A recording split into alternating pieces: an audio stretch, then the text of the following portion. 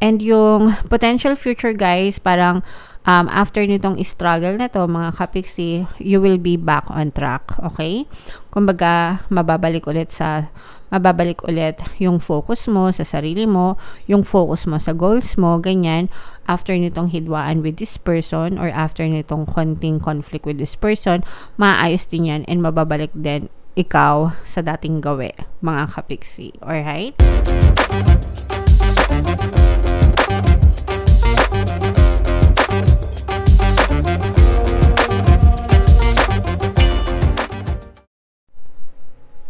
Hello guys, hello Cancer, welcome back to Pinay Pixie Tarot.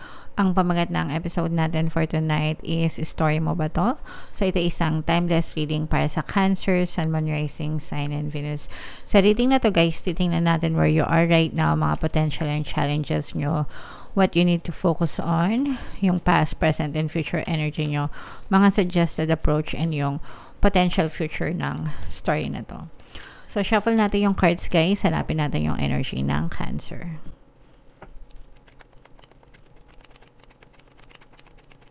So, Cancer, kayo ay na-represent ng Queen of Cups sa ating spread. Ito yung combination ng positive and negative energy, guys. General reading lang. Pwede mag-resonate, pwedeng hindi. Comment down below, mga kapiksi, if feeling nyo naka-resonate kayo sa story. So, where you are right now, wow. So, for some of you guys, ibig sabihin nito, you are living your dream life, mga kapiksi, okay? Everything is manifested para sa inyo. Everything is orchestrated, okay? You may be living your dream life now. Yung mga pangarap mo dati, parang na-achieve mo na sila ngayon. Or you're starting to see evidences na unti-unti nang natutupad yung mga pangarap nyo, mga kapiksi. And for some of you naman, you are very focused dun sa mga dreams nyo, dun sa mga goals nyo sa buhay, okay? So, it's a very, very nice start, diba? Simula pa lang, ang ganda-ganda na. Tingnan natin how this story will unfold para sa inyo. Mga potential and challenges, this is more on potential, mga kapiksi, kasi hindi kayo nababawasan ng energy, but instead guys, nadadagdagan pa kayo. So the more na nakakakita kayo ng manifestation, the more na nakakakita kayo ng mga bridge of evidences or mga occurrences na magdadala sa inyo sa mga pangarap nyo, mas lalo pa kayong ginaganahan, okay? So, ganado to the max kayo, mga kapiksi, para talagang ma-achieve nyo ng walang mintis yung inyong mga goals, yung mga inyong nais na ma-achieve sa buhay, guys, okay? And what you need to focus on, guys, no? Parang, you yourself is your best friend, no? Parang ikaw yung best friend mo and ikaw din yung makakatulong sa inyo, mga kapiksi. Although for some of you, pwedeng masaya kayo kasi pwedeng you have someone, meron kang somebody na pwedeng tumutulong sa iyo o maalalay sa inyo, mga kapiksi. Pero for others, even if you don't have someone, you have yourself. And it's already more than enough, mga kapiksi. Parang ikaw lang sapat na. Okay? You are so very independent, guys. Nararamdaman ko yung pagiging independent nyo, yung kakayahan nyo na tumayo sa sarili nyong mga paa, mga kapiksi. So, super nice na to, mga kapiksi. And in your recent past, you have doubts, no? And lahat tayo, may mga doubts tayo. In your recent past, ganyan ka. Parang nagkaroon ka ng mga doubts, ng fears, na parang kaya ko ba? Kakayanin ko ba? Makakaya ko ba? So, may mga ganong klaseng tanong ka. Pero, right now, parang nawala na yung mga agam-agam mo. Kasi despite ng mga negative emotions na meron ka, you strive.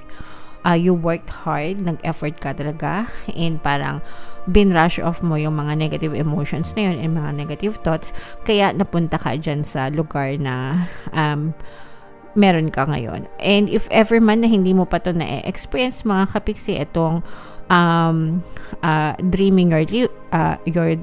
living your dream life, ibig sabihin, you still have fears na kailangan mong i-conquer, no? Kailangan mong alisin itong mga fears na to, itong mga doubts, no, mo na dala-dala mo pa sa past para ma-experience mo itong mga pangarap mo sa buhay, okay?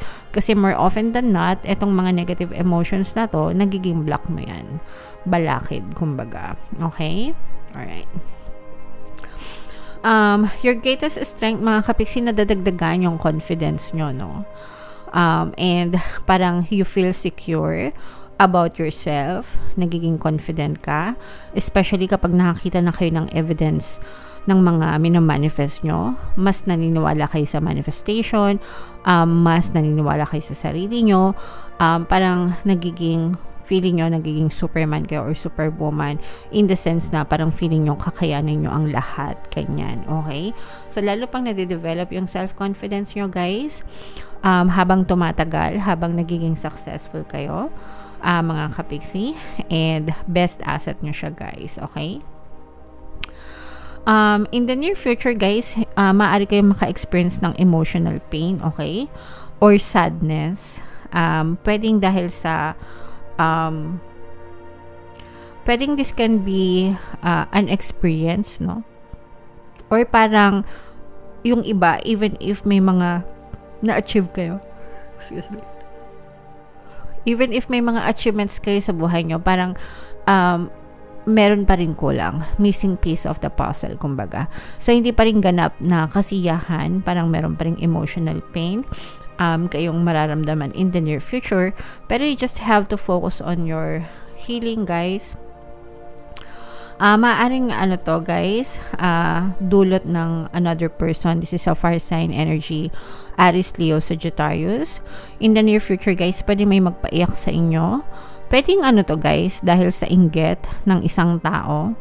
Parang yung failure nyo or yung parang inaantay nitong person na to na maging failure ka kasi nga for some of you are living your dream life, and for some of you parang merong naiinggit sa kasiyahan na tinatamasa mo, and parang this will cause you some kind of emotional pain.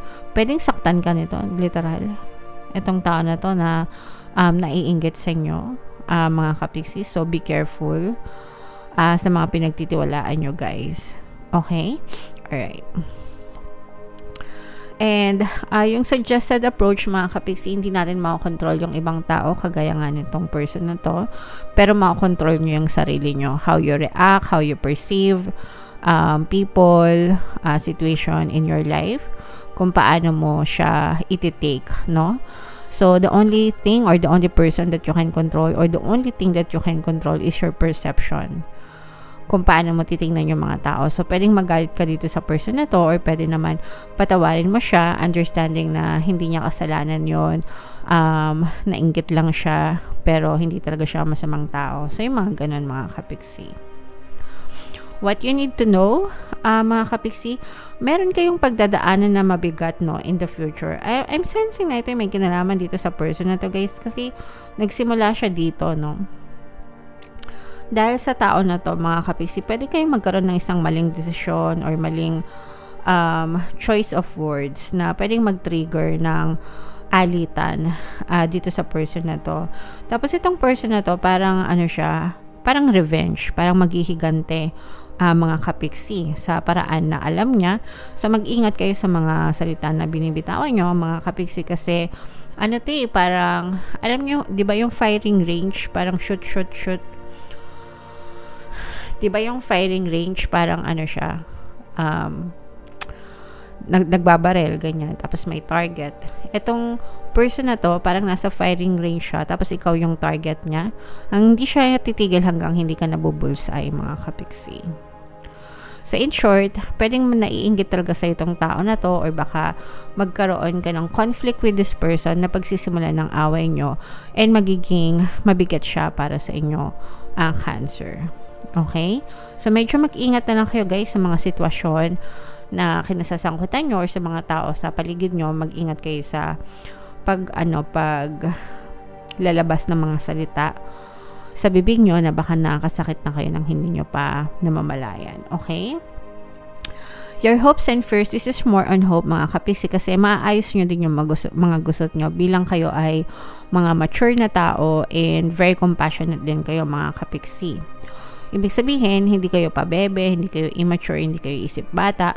So, masusolusyonan nyo din itong mga problema na to with this person sa maayos na paraan, guys. Okay? For some of you guys, parang feeling ko nga, dededmahin nyo lang itong sitwasyon na to until mawala na lang siya, mag-disappear na lang siya sa buhay nyo. And yung potential future, guys, parang after nitong struggle na to, mga kapiksi, you will be back on track, okay? Kumbaga, mababalik ulit yung focus mo sa sarili mo, yung focus mo sa goals mo, ganyan, after nitong hidwaan with this person or after nitong konting conflict with this person, maayos din yan and mababalik din ikaw sa dating gawe, mga kapiksi, alright? So, comment down below, Cancer, if feeling nyo naka-resonate kayo dyan. Pero itong mga positive energies, guys, i-mind nyo yan, no? Itong dream life, itong confidence, itong mga magagandang energy, back on track yan. I-mind nyo yan, guys, sa comment section kasi may mga positive energies naman na lumabas except for this part na parang naiinggit kasi sa'yo to dahil sa mga achievements mo. So, wag nyo na lang patulan, mga kapiksi. It's better be safe than to make patol. Okay? Alright. So, comment down below, Cancer, if naka-resonate kayo dyan. Tingnan natin yung additional na message sa inyo habang sinashuffle natin to. Panoorin nyo muna yung video natin regarding sa ating paano mag-manifest ng abundance video course. Kapiksi, sawa ka na ba sa mga struggles at hirap sa buhay mo? Masipag ka ba at masikap sa buhay ngunit hindi ka pa rin umaasenso? Ilang beses ka na bang nag-attempt magnegosyo at mag-invest pero palagi ka pa rin nalulugi? Sa pagkakataon na ito ay maaaring may subconscious beliefs ka na nagiging balakid sa iyong pag-unlad at pagyaman. Introducing, paano mag-manifest ng abundance video course. Dito ay matututunan mong ma-overcome ang mga balakid mo para tuluyan ka ng umunlad, umasenso, sumagana, maging matagumpay, successful at maswerte sa iyong kabuhayan, pera, trabaho, negosyo, salapi at kaperahan ng bonggang-bongga. Dali, mag-send na ng email sa pinoypixitaro@gmail.com at simulan na ang iyong pagyaman ngayon. Alright, so sabay-sabay tayo, guys, magpayaman ngayon 2024. Mag-avail na kayo ng course, sobrang ganda niyan, mga kapiksi. And ngayong May, meron tayong promo until May 30. Magbibigay tayo ng, pwede kayo mamili, guys, kung gusto niyo ng 1 free pampaswerte subliminal o kaya naman ay 200 pesos na discount. So, until May 30 yan, guys, kaya mag-avail na kayo. And meron din tayong email coaching, manifest your desires using the law of attraction. If meron kayo, guys, na specific na gusto niyong i-manifest, pwedeng love and relationship, pwedeng money or career, pwede kayo magpabook ng email coaching session with me. Mag-send lang kayo, guys, ng email sa pinoypixitaro@gmail.com. So, ito yung additional message sa inyo, guys. We have true love and we have blossoming. So, yung sinabi nating true love kanina, mga kapiksi, diba sabi ko sa inyo, for some of you, ready kayo because you have a specific person na kasama nyo na tumutulong sa inyo, mga kapiksi. And this may be your true love, guys, no? The romantic stirrings in your heart have propelled the universe to deliver great love to you. So, true love yan, great love yan. That is why nasa tabi nyo itong person na to kahit ano pa ang mangyari sa inyo. So, swerte kayo, guys, kasi meron kayong kasama sa buhay. And itong blossoming, guys, you're just getting started, no? Nagsisimula ka palang mamukadkad. Itong achievements mo, itong dream life mo, simula pa lang yan ng bagong buhay mo and malayo pa yung pwede mong marating and ma-experience, no? You're just getting started, so have patience with yourself and the process and do not give up. Huwag kayong susuko, guys, kasi malayo pa yung pwede nyong marating sa buhay. Itong mga setbacks lang to, guys, itong mga naiinggit sa inyo, no? Patunay yan na papataas yung buhay nyo because hindi naman kayo kainggitan, guys, kung wala kayong na-achieve, diba? Ikaw ba mainggit ka ba sa taong walang na-achieve sa buhay? Syempre hindi, diba? So, kaya kayo kinainggitan is because of your achievement, success, ganyan. So, that's something to be grateful for kasi may narating ka. Okay?